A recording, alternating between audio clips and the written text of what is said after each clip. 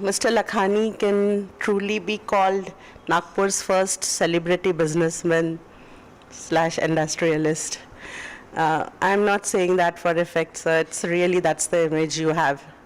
But reading about you, I've come to know that you did your graduation in Amravati and then moved to LIT for your MS. So how has the journey been from Amravati to the stature you have now? I had a great college time in Amravati, great friends, hostel. Were you born and brought up in Amravati? No, I'm born and brought up in Nagpur. Oh, near Akola. Yeah, beyond Akola, it's in Buldana district. So my schooling is done, I have done from Nagpur in the municipal school, and I was in Marathi medium till 9th grade. And post that I joined BMV after my 11th. There I did my BSc, and after that I came to LIT and then did my BSc Tech and MTech from LIT, the engineering part of it. So I think all along it was a great journey. I had very good friends, and I learned a lot from them. From the Marathi medium to Amravati's hello to the totally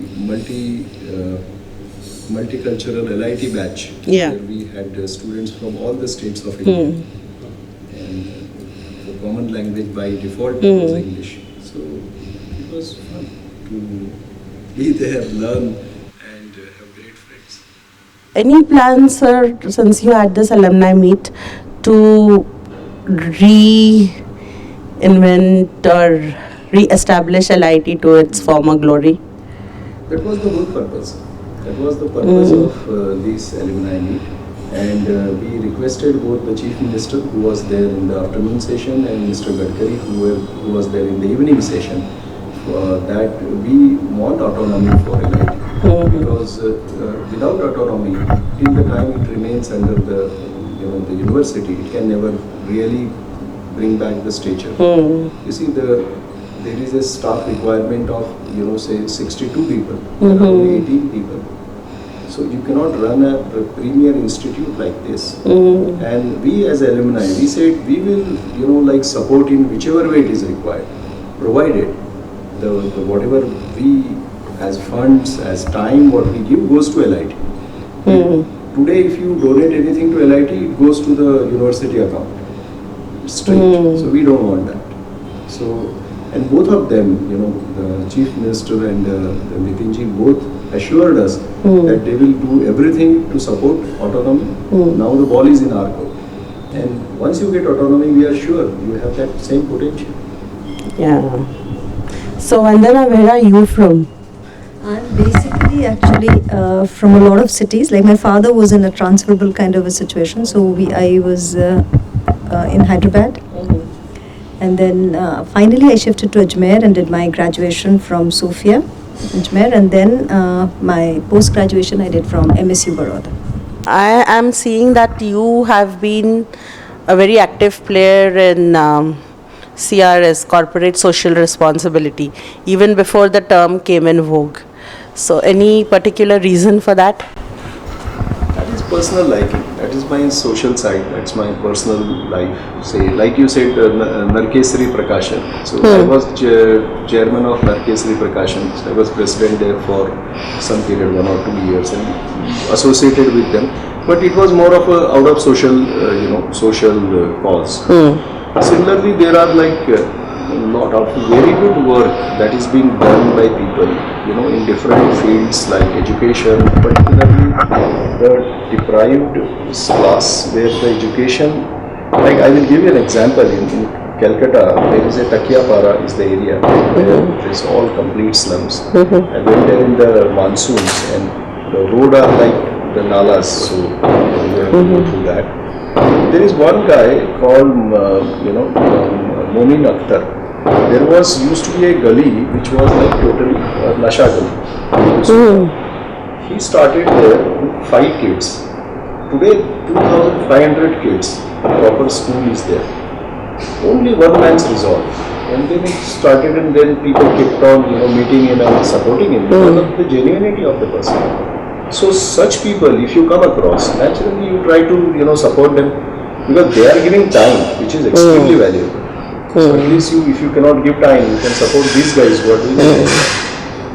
So I went there. I went to all the places wherever I support. Like there is a Vinayak Lohani in Calcutta. He's a IIT IM guy.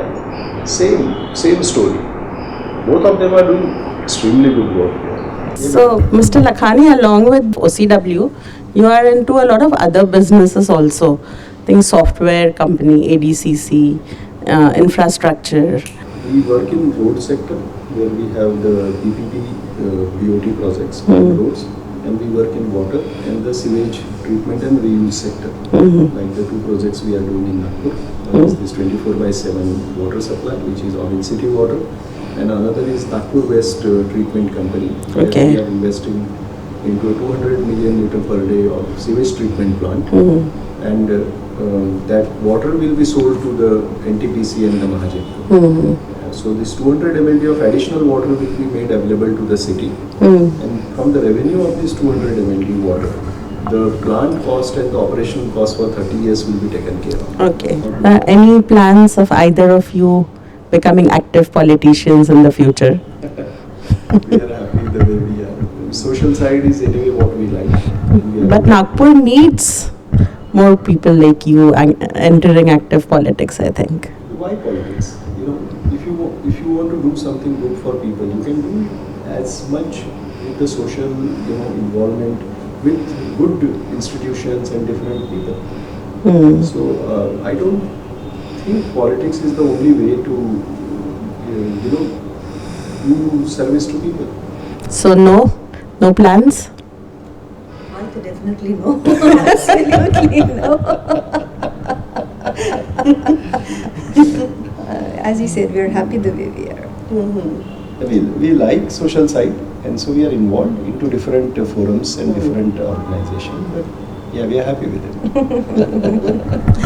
So one personal question, when OCW began in Nagpur, there was a lot of criticism. There was severe denouncement even of it, that you're privatizing water, which is a natural resource. So how did you face that, and how did you come out of it? You see, there were very, very legitimate doubts in everybody's mind, and I fully subscribe and agree with those doubts. You see, and once we realized that, we started, going out and communicating to them the realities. You see, what you are saying was the question asked to me by very close people across the political spectrum. That, what are you doing, Arun?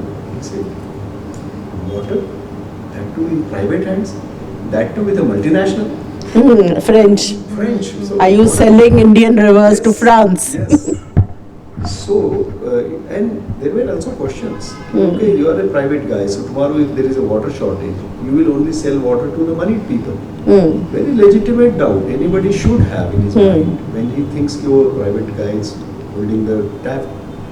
So, but when we explain to them the contract, the realities, when we say that 520 million liter per day is the water pumped in Nagpur, and 160 million liter is only accounted for. So almost 360 to 400 million liter per day of water, where it is going, no one knows. That is costing municipality 36 to 40 lakh rupees per day. And forget money, water as a resource. So should we allow this to happen as it is, or should we act on it? Should we reduce this non-revenue water to 25 to 15% levels, which is internationally accepted thing, to 60 and 70% what we are today? So when these facts were put in front of people, then they said, no, you are right, you must do something about it. Then we explained to them the contract, that we are the agent of the municipality. We cannot decide any tariff. Tariff is decided by the elected body. We get paid a fee for every cubic meter of water delivered, billed and collected for. So when I collect your bill, then only I get paid. Otherwise I don't. And although I am investing there, 200, 300 crore rupees as part of the PPP program, so my skin is in the game. I cannot, go away for these 20-25 years. So it's a very well structured and balanced contract. And I'm telling you that only these type of fair and balanced contract will last the whole life. If you have any other contract which is lopsided either on government side or on the private side, it will fail. It may look very good and lucrative in the beginning, it will fail. So do you see Nagpur fulfilling its potential within Maharashtra, or do you think it needs to be capital of a separate Vidarbha to grow? I think, irrespective of whether we have a separate Vidarbha or we are in Maharashtra, Nagpur is going to fulfill its potential, and that is because of the leadership here. I must say this because we go and we work in the urban infrastructure space. So we meet a lot of cities and cities leadership and the type of understanding that people have there, like across the country. So some of them are good, like you see the new Telangana state. Nagpur I will rate as one of the top 5 towns where the leadership understands what they want to give to their citizens and have the ability and power to do so. So I think we did not wait for something to happen for us to get better. We will get better. We are getting better. And Vidarbha or no Vidarbha, this city is already on the fast track. So that's happening. Vandana, Yes. have you inspired him to start projects or be more conscious of women empowerment and saving the girl child and those kind of needs that we have? See, I'll say one thing here, ki I was really lucky. I am lucky to be, married to him, to get into a family where all these concepts were practiced right from the beginning. Because when I was expecting my first child, my mother-in-law was like, she said she wanted a daughter. You see, and this is just not just politically, I want to say the good things. It's actually a fact. I got married, I was obviously more educated, etc., and more exposed to the outside world. So my father-in-law at that time said, "Ki once you go to Nagpur, I want you to start going to the office right from the beginning. There are a lot of people who can come and do the cooking, etc., and keeping house, but you should be involved in the business right from the beginning." So you are. Absolutely, and I'm a totally empowered woman. It's really been a pleasure talking with both of you and hoping to have many more such conversations. Thank you so much. Okay.